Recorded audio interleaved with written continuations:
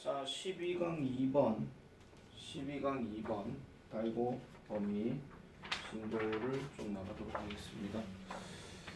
12강 2번 하나씩 보도록 할게요. 자, 네덜란드에서처럼 여행 문학은 국가적, 종교적, 문화적 정체성 고취에 공헌했다. 고취라고 하는 건 높게 받는다, 그러니까 드높게 받는다, 뭐 이런 얘기죠.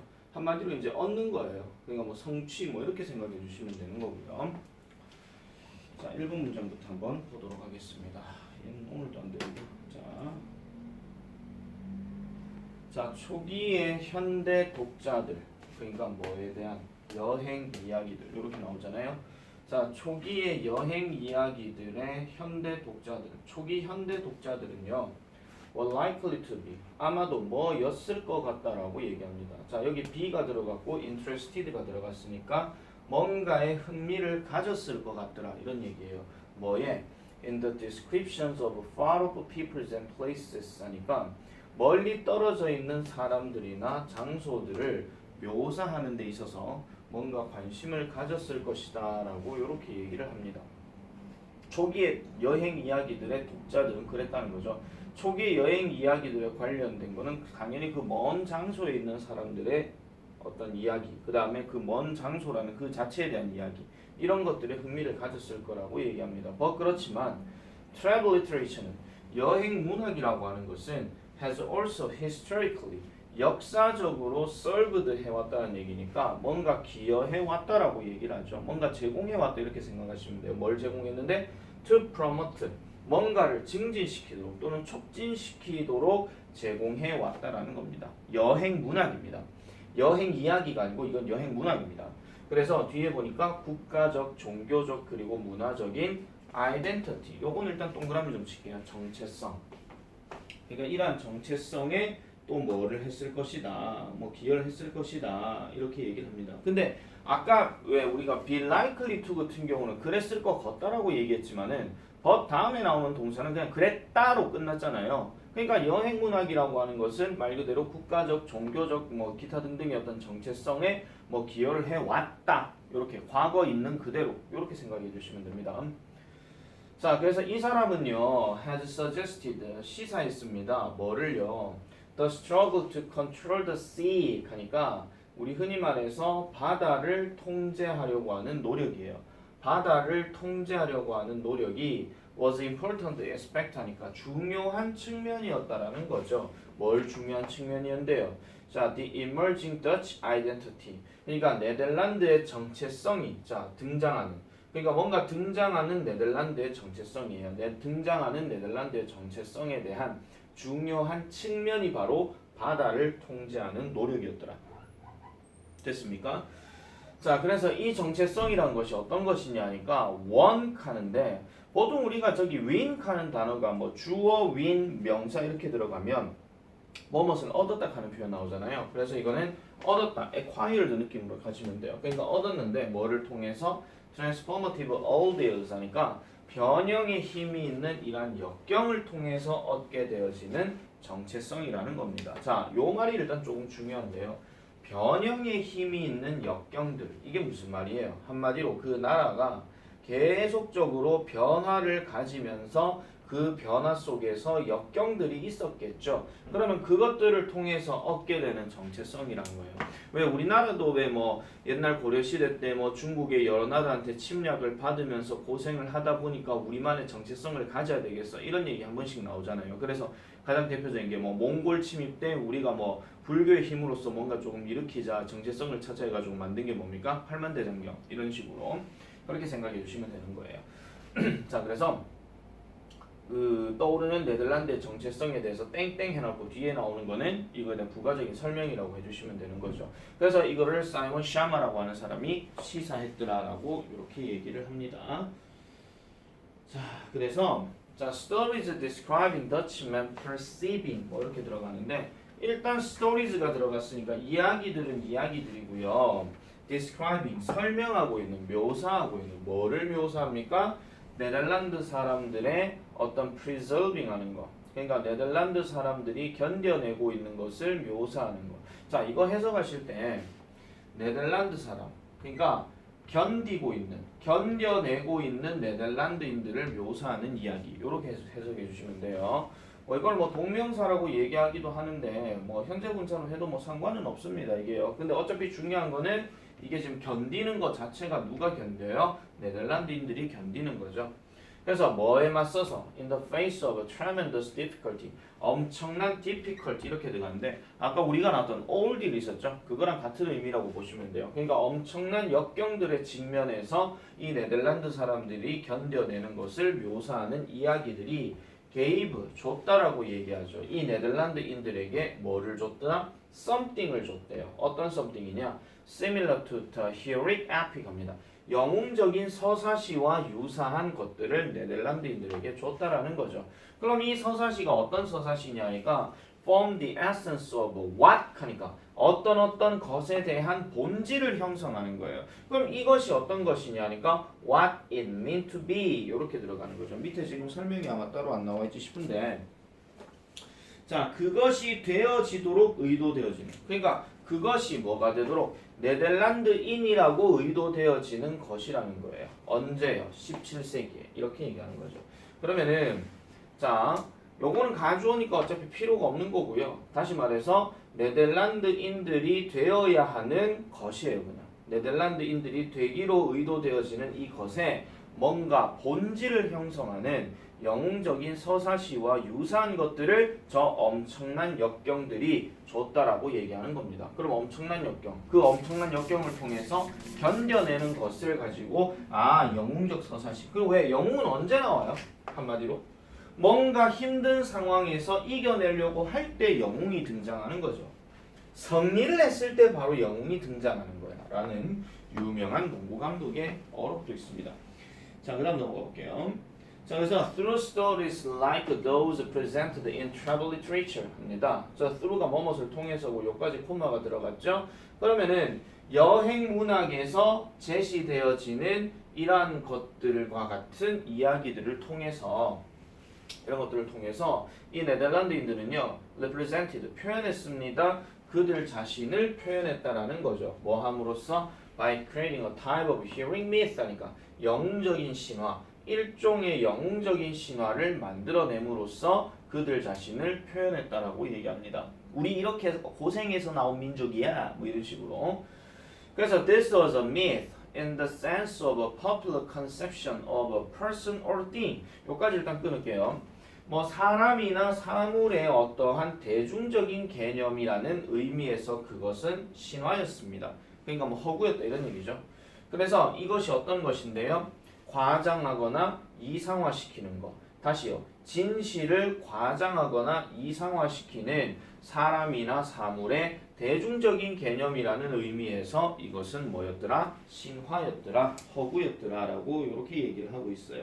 뭐라기보다는 rather than a completely fictitious story 하니까 완전히 허구의 어떤 이야기라기보다는 단순하게 뭔가 진실을 좀 더 과장해서 얘기를 하는 겁니다. 이게 무슨 소리냐면요. 자, 뭔가 진실을 과장한다. 그러면 이런 거예요. 자, 윤재현이가 미스터 윤이요. 뭘 했냐면은 지나가는 불량배들을 쓰러뜨렸어요. 싸워서 이겼다 이런 얘기죠. 그럼 이건 진실이에요. 근데 여기서 과장되면 어떤 게 나와야 돼요? 윤재현이가 날라차기를 하든지 뭐 아따따 뚜기를 한다라든지 뭐 이런 식의 말도 안 되는 무술을 보여준다 이런 얘기죠. 그럼 이건 진실을 과장한 게 맞아요.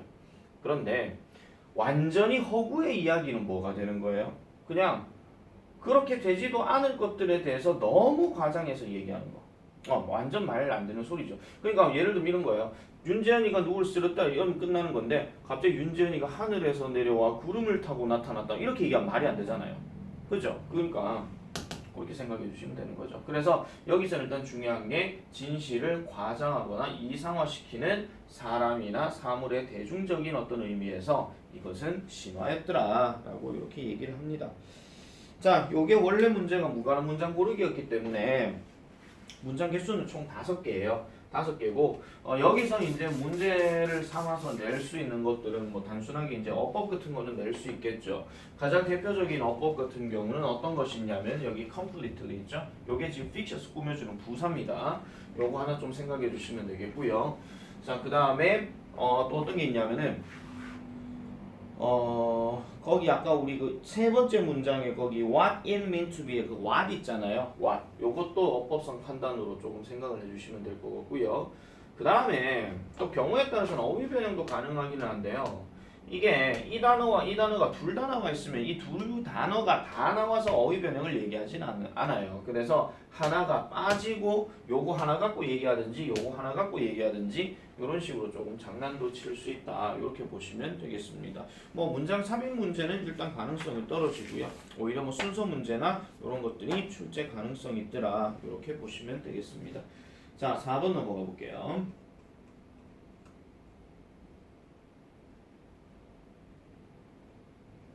자, 4번 보겠습니다. 자, 정치 논쟁에서 상대의 이해도는 과소평가하고 자신의 이해도는 과대평가한다. 말 되게 조금 어려운 얘기기는 합니다. 볼게요. 자, 정치적 논쟁에 있어서 여러분들은 느낄 것입니다. 뭐를 느낄 것이냐? The other side, 상대편이요. Just doesn't get your point of view. 그러니까 당신의 관점을 얻지 못한다라고 여러분들은 느낄 거다 이런 얘기예요. 전마가 내 말 이해 못했다 이렇게 생각할 거다 이런 얘기죠. 뭐 한다면 그들이 상대편 구성원들이 only see things 오직 이런 것들만 볼 수 있다면 그러니까 당신의 명료함과 함께 오직 어떤 상황들이나 사물들을 볼 수 있기만 한다면 아니죠. 지금 여기서 다르게 들어가는군요. 좀 미안합니다. 엔드가 있네. 자, 어쨌든 그래서 그렇게 되게 명료하게 이해를 한다면 그들은 아마 이해할 것이고 그 다음에 fall naturally in line with 하죠. fall in line with 어디에 동의할 것 같더라라고 이렇게 얘기합니다. 자연적으로 뭐에? what you believe 당신이 믿는 것에. 무슨 소리냐? 자, A라는 당이 있고 B라는 당이 있는데 서로가 계속 정치적인 논쟁을 펼치다가 A는 B가 야 니네 내 말 이해 뭐했지? B도 야 니네 내 말 이해 뭐했지? 이렇게 얘기하는 거예요. 근데 A가 뭐라고 얘기하니까 B가 아 그런 거였구나 라고 이렇게 생각하는 거야. 그러면은 이제 A가 무슨 생각이 드냐면은 야 B 너가 내 말 이해했으니까 이제 우리 말 따라오겠지? 이렇게 생각한다는 거죠. 아시겠죠? 그러니까 여러분들은 그렇게 느낄 것이다. 그러니까 이건 단순하게 생각에서만 들어가는 거예요. 팩트를 얘기하는 게 아니라 이건 약간 오피니언 개념이겠죠. 무슨 말인지 아시겠죠? 자, 그 다음 넘어가 볼게요. 그래서 그들은요 must not understand 합니다. 그러면은 그들은 이해하지 못하고 있음에 틀림없다라고 얘기를 해요. 그들 상대당을 얘기하는 거죠. 왜 그러냐니까 만약 그들이 그렇게 했다면 그러니까 여기서 didn't understand의 과거형이니까 understood를 이제 바꿔준 대동사가 되겠죠. 이런 것들 어법 출제 가능합니다. 만약 그들이 이해했다면 they wouldn't think the things they think. 그들이 생각하는 어떤 것들을 생각하지 않을 것이다. 이게 무슨 소리냐면 뭐예요? 아까 얘기했던 것처럼 자연적으로 동의할 거다. 이런 얘기예요. 동의할 거다. 내 말 이해했으니까 이제 동의하겠지. 이렇게 생각한다라는 겁니다. 자, 그런데 by contrast 대조적으로 You believe you totally get their point of view and you reject it 합니다. 그래서 여러분들은 완벽하게 이렇게 믿을 거예요. 여러분들은 완벽하게 그들의 관점을 get, 이해한다라고 믿을 것이고 그러고 난 다음에 you reject it. 여러분들은 그것을 거절할 거다라고 얘기합니다. 자, 이건 또 무슨 소리예요? 자, A라는 아이가 B라는 어떤 당에게 설득을 당해요. 근데 만약에 뭐예요? 그러니까 B가 뭐라고 얘기했는데 A가 이해를 못했어. 그럼 B가 무슨 생각한다고요? 야, 내 말 이해 못했으니까 네가 지금 거부하는 거겠지. 이렇게 생각하는 거야. 근데 정작 A는 그게 아니라 A는 야, 너 그 말 이해 다 했어. 근데 우리랑 안 맞아. 이렇게 얘기하는 거죠. 그렇게 생각해 주시면 되는 겁니다. 이해를 했기 때문에 그래서 너랑 나랑 안 맞아. 이렇게 얘기하는 거예요. 그래서 you don't need to hear them. 여러분들은요. 그들의 말을 그들이 뭔가 elaborate on it. 그것에 대해서 상세히 말하는 것에 대해 들을 필요가 없습니다. 왜요? You already know it. 여러분들은 이미 알고 있기 때문이죠. 어떻게 해요? 더 잘 알고 있대요. 그들이 그렇게 하는 것보다. 그들이 아는 것보다 여러분들이 더 잘 알고 있다. 야, 니 어떻게 얘기하는 건지 다 알아. 너 그런 의도일 거 아니야? 뭐 이런 식으로. 아시겠죠? 그래서 그렇게 이해를 한다라는 겁니다. 자, 그래서 each side believes 양쪽 측면은요 believes 믿어요. 뭐를 믿느냐? 자, it understands 여기서 이제 양쪽 측면을 얘기하는 겁니다. 아시겠죠? 단수로 취급한 거니까 이 양쪽 측면을 이해한다는 거예요. 한쪽 측면이 다른 쪽 측면을 더 잘 이해한다는 거죠. 뭐보다? 상대방이 이해하는 것보다. 그러니까 자들이 나를 설득하려고 하는데 아, 너가 무슨 말하는지 알겠어. 니네보다 내가 너가 더 잘 알아. 이런 식으로 얘기하는 거예요. 그래서 이해한 것보다 그러니까 누구요? 상대들과 그 자신들. 그러니까 상대와 그 자신 둘 다를 상대편이 이해하는 것보다도 본인들이 더 잘 이해한다라고 생각을 하더라라고 이렇게 얘기하고 있습니다. 이거 끝났죠? 그래서 이거는 제일 많이 출제 가능성이 있는 게 뭐 제목, 요지, 주제 뭐 이런 것들로 얘기를 많이 할 수 있어요. 그래서 정치적인 논쟁에서는 본인이 그러니까 자기가 속한 당이 상대방보다 더 잘 이해하고 있기 때문에 그래서 거절한다 이런 식으로 얘기를 하는 겁니다. 내용 자체가 그렇게 어려운 부분은 아니라서요. 요거는 솔직히 출제 가능성이 글쎄요 조금 그렇게 많이 나올 것 같다는 느낌은 들지 않습니다. 그렇게 하고 바로 넘어가도록 할게요. 6번입니다. 자, 그 다음에 자, 6번입니다. 선거는 대표 선출을 통해 유권자의 관심사를 알려주므로 정부에서는 장려한다. 그러니까 정부에서는 선거해라라고 이렇게 얘기를 하잖아요. 요즘도 투표해라라고 얘기를 많이 하니까.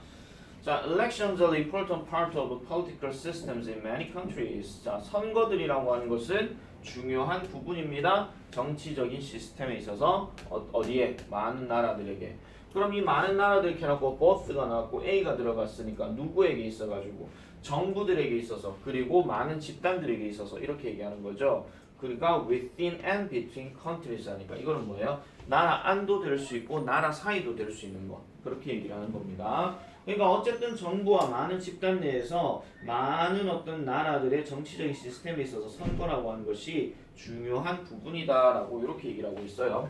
자, people 사람들은요 vote for 투표를 합니다. The leaders of their national government 국가 정부의 지도자들에게 찬성표를 던집니다. 왜 vote 다음에 for가 들어갔냐면 이게 찬성표예요. against는 반대표가 되는 거고요. 그리고 그들 지역의 리더들에게도 찬성표를 던집니다. 직원 대표들에게도 찬성표 던집니다. 그 다음에 전문가 협회에도 찬성표를 던집니다. 여기서는 사실 문제 삼을 게 전혀 없습니다. 일종의 for example 개념이니까. 그래서 만약에 여기 연결사 굳이 넣으라 하면 여기는 for example 같은 게 들어갈 수 있더라. 이런 얘기겠죠. 자, 그 다음에 넘어가서요. 이래서 투표하는 것은 as believed deliver representatives 합니다. 자, believed, be believed to 하면 뭐뭐 하는 것으로 믿어진다 이런 얘기예요. 즉 대표들에게 전 대표들을 배출하는 것으로 믿어진대요. 그럼 어떤 대표들을 얘기하는 것이냐? 이거 후도 체크하셔야 되겠죠. 이게 지금 사람 얘기하는 거니까 어떤 대표들? who are anchored somewhat 어느 정도 고정되어져 있는 대표들이라는 거예요. 뭐에? 그들의 유권자들의 소망에 고정되어져 있는 거. 그래서 아 진짜 이런 후보자 나왔으면 좋겠다라고 유권자들이 생각하는데 하필 선거 나온 사람이 그거대로 해드리겠습니다 라고 얘기하는 거예요. 그러면은 당연히 그런 대표를 무조건 만들어내야 되겠군 이라고 생각한다라는 거죠.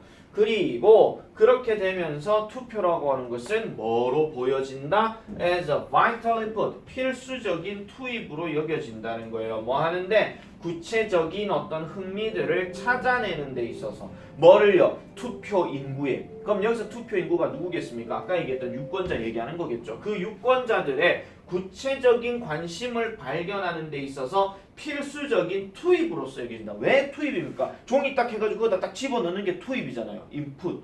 아시겠죠? 그래서 이래서 투표하는 것은 이런 식으로 여겨지더라. 이렇게 얘기를 하고 있고요. 따라서 자 therefore 앞으로 뺍니다. 그러면 아까 내가 for example 예시로 없는 거 나올 수 있다 그랬잖아요. 그래서 투표라고 하는 것은 바로 something입니다. 어떤 something인데요.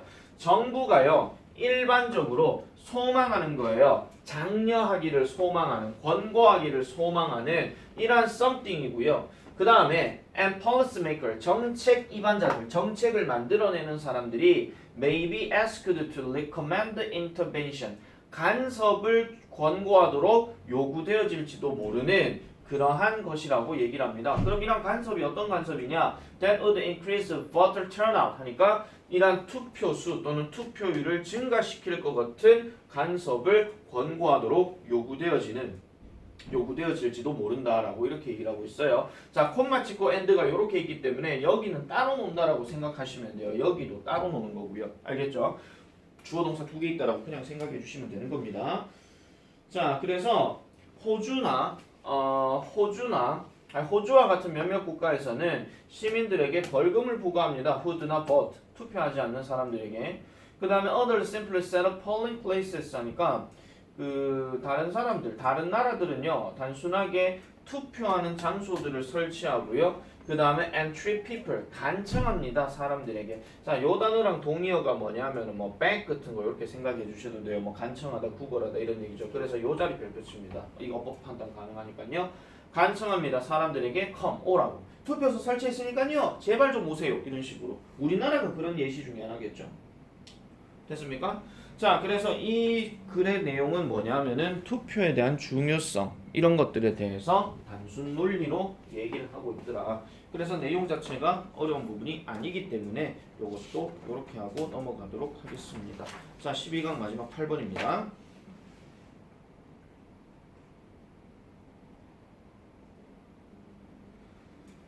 자, 중세의 사상가들은 완벽한 천체와 원형이라는 명제에서 연역적으로 연구했더라라고 이렇게 얘기를 합니다. 요게 아마 조금 이해가 하기 좀 어려울 부분일 것 같은데요.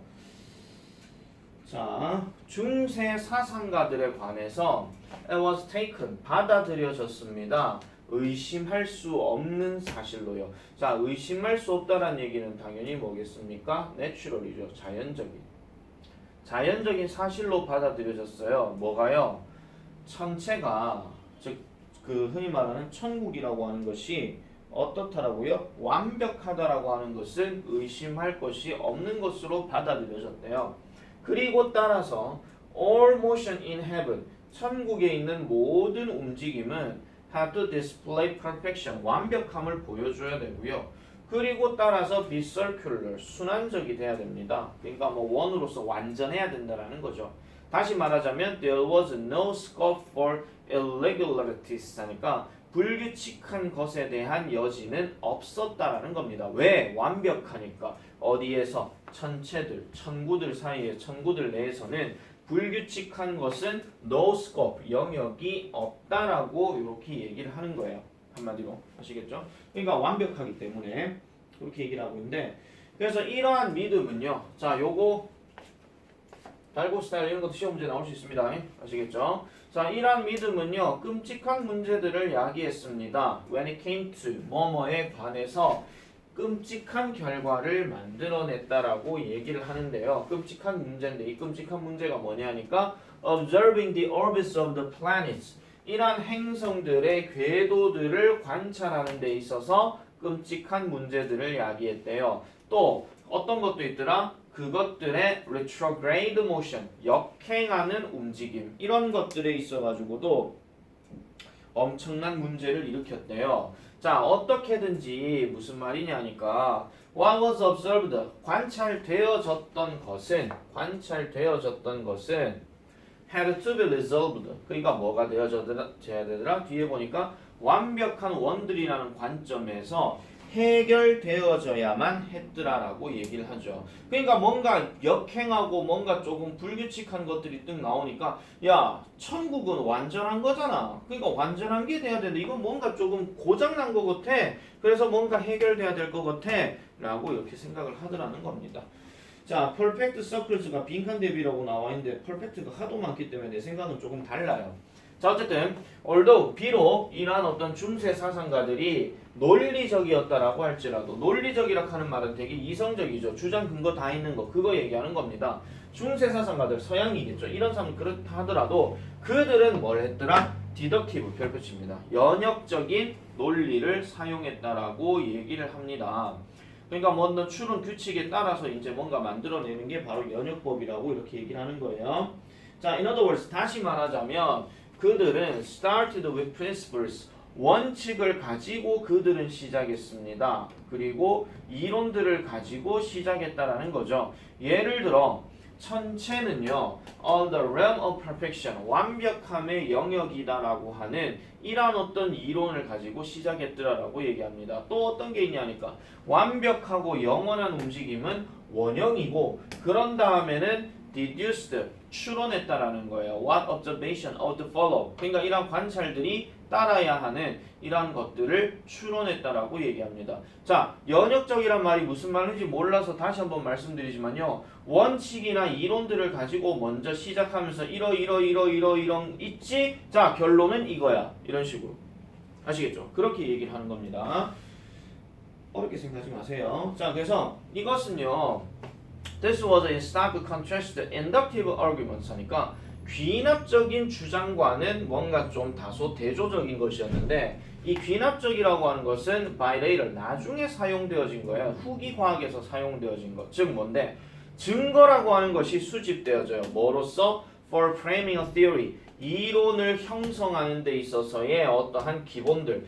다시요. 이론을 형성하기 위한 어떤 기본으로서 증거들이 수집되어져야 하는 거예요. 그러니까 증거들이 다다다다닥 모여지고 난 다음에 결론. 이렇게 얘기하는 거.